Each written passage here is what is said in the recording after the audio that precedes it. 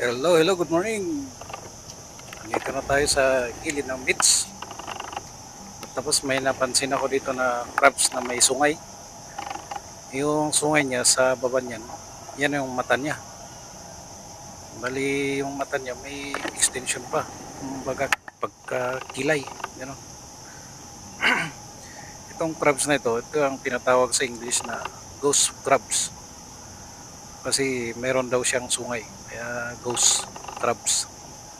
At saka magaling din maghukay. Oh, kahit crabs lang yan pero magaling maghukay. Magbutas ng kuan, medyo malalim. Yan oh, ganyan siya maghukay tapos ang dali. Medyo lumalim na agad.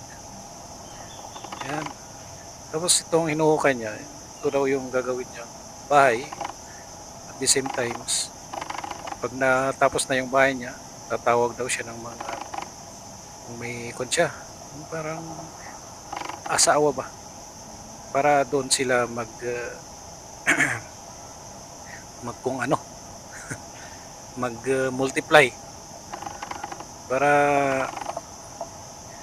secured at bilang isang security nila para hindi sila maistorbo, hindi makita ng iba na may ginagawa silang dalawa doon sa ilalim.